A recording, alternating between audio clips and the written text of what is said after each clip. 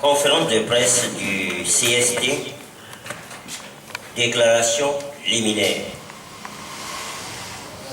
L'Assemblée nationale n'est pas le cadre approprié pour démarrer le dialogue politique de l'APG.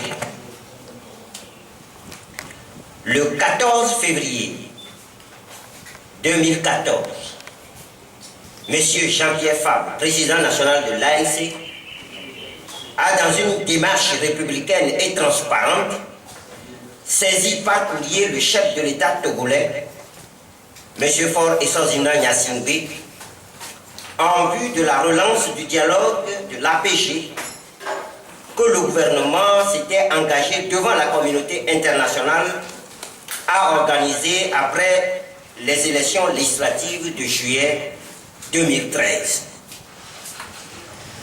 En réponse à cette sollicitation, le chef de l'État a fait savoir par lettre en date du 25 février 2014 qu'il a instruit son Premier ministre, chef du gouvernement, pour qu'il prenne des dispositions en vue de l'ouverture prochaine au sein de l'Assemblée nationale des discussions sur les propositions de réforme institutionnelle et politique. Le 5 mars 2014, au cours d'une audience que le chef de l'État lui a accordée, M. Jean-Pierre Fabre, chef de file de l'opposition, à la tête d'une délégation du collectif Sauvons le Togo, lui a expliqué les raisons pour lesquelles un cadre formel de dialogue en dehors de l'Assemblée nationale était nécessaire. Le 13 mars et les jours suivants, le Premier ministre a consulté les diverses sensibilités politiques du pays sur les questions liées au dialogue politique en vue des réformes constitutionnelles et institutionnelles préconisées par l'accord politique global. Il revenait alors au pouvoir sur la base des préoccupations exprimées par les uns et les autres de convoquer rapidement le dialogue envisagé. C'est dans l'attente de ce dialogue qu'à l'occasion de la première session de la rentrée parlementaire, tenue le 2 avril 2014, le président de l'Assemblée nationale a annoncé solennellement, comme une réponse indirecte du gouvernement à la classe politique, que le cadre du dialogue politique est l'Assemblée nationale. Si cette annonce du président de l'Assemblée nationale avait la caution du chef de l'État et de son Premier ministre, elle signifierait sans aucune contestation possible que le pouvoir n'a aucune volonté politique d'enclencher le dialogue prévu par l'APG.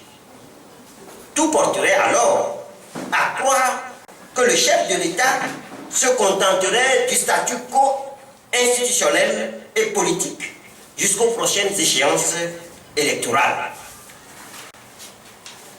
Pour le collectif Sauvons le Togo, l'Assemblée nationale ne saurait être le cadre approprié pour démarrer le dialogue politique dans l'esprit et la lettre de l'APG pour les raisons ci-après. D'abord, le rôle primordial dévolu par la Constitution à l'Assemblée nationale est de voter la loi et de contrôler l'action du gouvernement. Nulle part, il n'est prévu dans les attributions constitutionnelles de l'Assemblée l'organisation d'un dialogue. De plus, dans le cadre de sa prérogative essentielle, qui est celle de voter la loi, l'Assemblée est saisie, soit d'un projet de loi après délibération en Conseil des ministres, soit d'une proposition de loi déposée sur le bureau de l'Assemblée nationale par un député. Ensuite, la procédure parlementaire de vote des projets et propositions de loi telle que fixée impérativement par le règlement intérieur de l'Assemblée nationale ne laisse aucune place à un sujet d'ordre du jour comme le dialogue politique. Enfin, la finalité d'une saisine de l'Assemblée nationale d'un projet de loi ou d'une proposition de loi est le vote par une majorité des députés composant l'Assemblée nationale. Au regard de cette impossibilité juridique constatée de démarrer un dialogue à l'Assemblée nationale, on ne peut expliquer l'insistance du pouvoir à ouvrir un dialogue politique à l'Assemblée nationale que par une volonté calculée de saboter le dit dialogue en le menant vers une impasse aux multiples conséquences notamment. Le Togo, notre pays, sera toujours régi par le statu quo politique et institutionnel pour encore de nombreuses années. Dans la communauté de l'UEMOA, qui rassemble 8 pays francophones de la sous-région, le seul pays à ne pas avoir une limitation de mandat présidentiel est le Togo. Notre pays, le Togo, demeure le seul pays dans la sous-région à ne pas avoir une élection présidentielle à 2 tours. Notre pays est le seul dans la sous-région à ne pas réaliser la décentralisation de ses institutions locales et qui continue à faire gérer ses communes et ses préfectures depuis des décennies en toute opacité par des délégations spéciales non élues. Notre pays est le seul État dans la sous-région à ne pas posséder des règles électorales universelles, consensuelles, comme le préconisent les dispositions pertinentes du protocole A/SP1/12/01 de la CEDEAO sur la démocratie et la bonne gouvernance.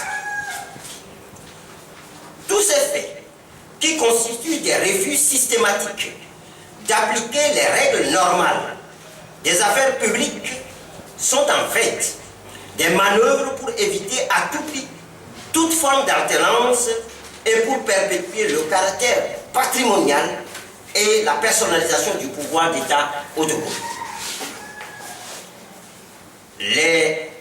La gravité de cette situation pour l'avenir de notre pays appelle chaque Togolaise et chaque Togolais à un réveil et à un sursaut patriotique pour sauver la terre de nos aïeux de l'obscurantisme politique. Les Togolais ont droit à une vie politique apaisée et à des élections libres, équitables et transparentes. Les Togolais ont le droit d'avoir des institutions politiques pérennes qui donnent confiance aux investisseurs et qui favorisent une croissance économique accompagnée de création d'emplois pour les jeunes et d'amélioration des conditions de vie des travailleurs, notamment ceux de la fonction publique. Les commerçantes et les commerçants togolais qui continuent de souffrir des conséquences des incendies des marchés attendent que le pouvoir public rétablisse les conditions qui avaient toujours fait de Lomé la plaque tournante du commerce sous-régional. Les Togolais ont le droit de se choisir librement leurs conseillers municipaux, préfectoraux et régionaux pour une gestion transparente des collectivités locales. Dans la perspective des prochaines échéances électorales, le collectif Sauvons le Togo lance un appel à la communauté internationale, notamment la CEDEAO, l'OIF, le groupe des 5, à savoir France, Allemagne, États-Unis, Union européenne et PNUD, pour qu'elle aide le gouvernement et la classe politique togolaise à mettre enfin en œuvre de manière consensuelle les réformes politiques appropriées et à organiser des élections locales et présidentielles justes, transparentes, crédibles et apaisées. Le collectif Sauvons le Togo appelle les populations togolaises à se mobiliser massivement sur toute l'étendue du territoire national pour exiger, en même temps que les réformes politiques et institutionnelles prescrites par l'APG, l'organisation des élections locales. À ce effet, le collectif Sauvons le Togo invite les populations de Lomé et de ses environs à prendre part à la grande manifestation d'avertissement qu'il organise le samedi 26 avril 2014, lieu du rassemblement, boulevard circulaire face hôtel Aholipé, point de chute, plage côté Festival des Glaces. Peuple togolais, par ta foi, ton courage et tes sacrifices, la nation togolaise doit renaître. Je vous remercie.